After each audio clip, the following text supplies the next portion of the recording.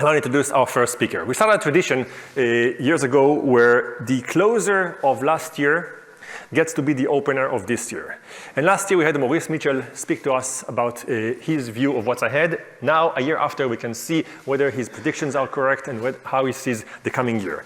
Maurice is sitting at the helm of the Working Family Party, claims claim to fame, but he has activities that go well beyond that. He's one of the people who spearheads the Black Lives Matter movement and other movements along the same lines, whether it's at the rallies outside of Ferguson or whether it is in New York. He's been at the forefront of many, many of those activities for years. But instead of me telling you about him, let's just summarize his entire life in 5 lines. There once was a man, Maurice, whose fight for justice won't cease. From Ferguson's street to WFP's seat, he's a champion for bold, lasting peace. Maurice, it's yours. Have you ever felt small? And I'm not talking about emotionally, I'm actually talking about physically small.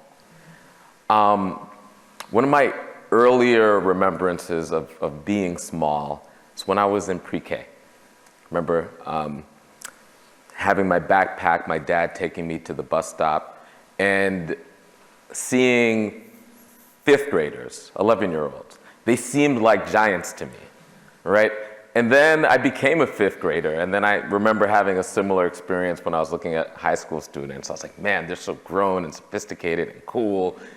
And I had a similar experience when I saw my first college student. As an adult, have you ever seen like a freshman in college? They look like kids, right? How many people are parents? Okay, so you might identify with this experience. So I have an 8-year-old. I remember parenting is really humbling. I remember when my 8-year-old Malachi came home and how terrified I was, because I didn't know whether or not I'd be a good dad. And eventually I got really good at being a father to an infant. I perfected the ability to put him to sleep.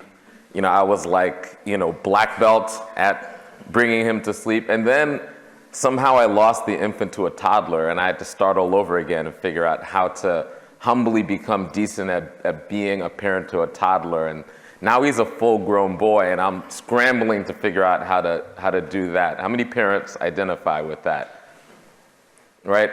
And in some ways, proverbially, it's like in order for that infant to do its work, it has to, in one way, die so the toddler could come to life. And me and Malachi are constantly in these cycles of evolution, where I'm evolving as a father, he's evolving as a boy. And that evolution is true for me, for Malachi. I think it's also true for us, nations, right? We have a really big but young nation. It's like a big toddler of a nation that's kind of going through its paces and going through its evolutions. And similar to people and similar to me and Malachi, as we grow, we experience our highs, our lows, we experience great victories, we experience traumas, and those traumas and those victories and those highs or those lows, they make us. And as we examine them, we make meaning of them. There's currently some very powerful forces in our society that believe that the best way for us as a community to deal with these highs and lows as this very, very big toddler is to ignore what came before, ignore our traumas, ignore our sacrifices. Best way to deal with our history, with those evolutions, is to pretend they didn't happen. And like any unexamined traumas, both as people and collectively, those unexamined traumas, they grow when they're not focused on, when they're not dealt. They don't go away. And as they don't go away, they build and they build. You know, these traumas, these collective traumas, as they build, from the trauma from our last Civil War, which we seem to be relitigating today, not with direct violence, with direct messaging, using the platforms that we have digitally where we are more networked than ever, but somehow less connected than ever. They're trauma nonetheless. And in our memory, when we don't wrestle with these things, we could pretend they're not there, but the memory remains. That's true for me, that's true for Malachi, that's true for us as a nation, and it's also true for moths. So, I don't know how many people know this study, but it's fascinating. So, researchers, not too far from here, at Georgetown University in 2008, they were curious. They were like, okay, this caterpillar that goes into a chrysalis and metamorphosizes and comes out a moth, is that thing here, that caterpillar, is that actually the moth? Because when we look into that cocoon, it's just a bunch of mush. Like there's no differentiated organs or anything. It actually, inside that caterpillar, there's a point where that caterpillar turns into mushiness, and then it comes out a moth. So is that thing that started off as a caterpillar actually the moth? Are you curious? I am. And isn't it fascinating that in 2008 we don't know the answer to that question? Like there's so many things we don't know. And so they developed this pretty, I think, ingenious experiment where they treated the caterpillar with a gas and they gave it a little electric shock, and quickly the caterpillar associated the gas with the shock. So they didn't need to shock the caterpillar anymore. They just introduced the gas and the caterpillar would kind of avert the gas. So they did that, then the magic of metamorphosis happens. Everything turns into mush, including the brain, including all the organs. And then that mush turns into a moth. And then they reintroduced the gas to the moth, and the moth remembered. Isn't that cool? Yeah. And so that's how deep memories of trauma are. They carried through in this experiment through that deep metamorphosis from caterpillar to moth. And that's true in our bodies, it's true in the bodies of those moths, it's true in our body politic. As much as we want those memories, those traumas to go away, they persist. And I believe that those of us that agree that we have to examine and look at these memories are those of us that will lead in this uncharted territory before us.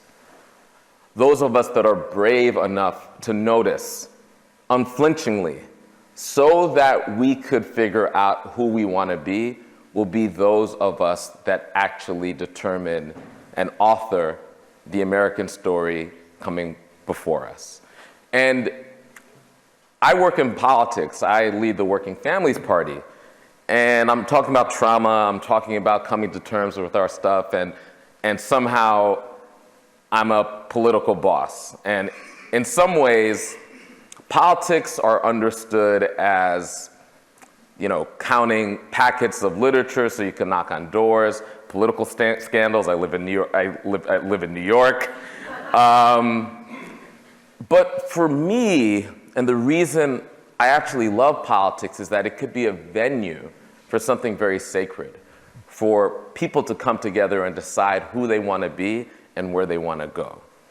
Politics can be a lot of things. It could be a venue for all types of things. For us at the Working Families Party, we choose politics, and I came to the Working Families Party because I'm witnessing a patient, the United States, this big toddler, unexamining its body, the body politic, and us needing to create sacred spaces where we do that.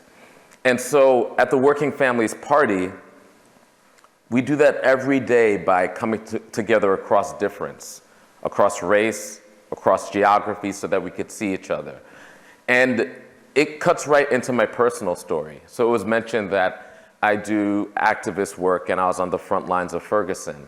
In Ferguson, I was blown away by the courage of so many people on the ground, just everyday working class people that decided enough was enough, that started a movement that became an international movement. And it was a protest movement. And one of the things that we learned was the power of protest, but also the limitations. We had the ability, and we have the ability to protest everywhere, but to govern almost nowhere.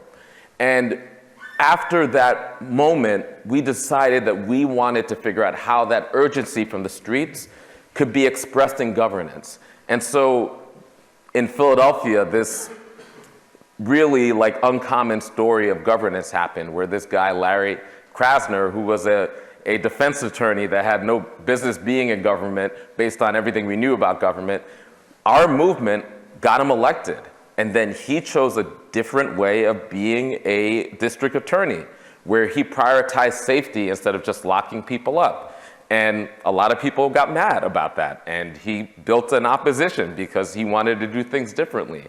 And that coalition came together, and we elected Kendra Brooks, who was a mom and an activist, not a politician. And she's now sitting on Philly City Council. And Kendra is, one of those people that, when you meet her, you believe her. She shouldn't be a politician, but she is. And she's governing. And Kendra eventually, during 2020, when we were experiencing multiple traumas and people were trying to figure out whether or not they can make ends meet or whether or not they would be evicted, she was able to lead this groundbreaking strategy that led to eviction diversion. So people can't just get thrown out in the streets, and they have to actually come to some terms with their landlords. It's critical in Philly, and it was temporary, but then Nicholas O'Rourke came. We got him elected, and Nicholas and Kendra and a few other people in city council made it permanent. And so if you look at the trends for evictions in all types of cities, they're going up, except in Philly, there's a 30% decrease in evictions in Philadelphia. A movement coming to terms with getting out of this posture of perennial protest, where we believed that our job was to fight the power. When all you believe is your job is to fight the power, that also means you haven't confronted the trauma that suggests that you can't be the power. And so we moved from this posture of protest to this posture of governance. And in those trend lines are hundreds of families who are in their homes right now, building connection, seeking refuge in one another, finding hope. And I can't tell you, I know there's an election a month away, I can't tell you the outcome of that election. I can't tell you what's going to happen to us as a people because of the outcome of that election. But what I can tell you is the people that choose each other, that choose to examine our traumas, that choose to stare deeply at the worst and the best of us, are the people that will lead into the future, that will come together to wrestle with the frayed parts of us as a collective and build, hopefully, a new American story that's big enough for all of us. Because those of us that examine our traumas, individually and collective, it's true for me, it's true for my son Malachi, it's true for superpowers. Those of us that do that ultimately are those of us that lead. It's true for all of those people, and it's also true for little common moths. So with that, uncharted territory, what could happen if we choose one another and we choose to look deeply at not just the happy things, but the things that we wrestle with most at night? I think ultimately that's how we evolve. We go in our little chrysalis, and then we fly towards the future. Thank you.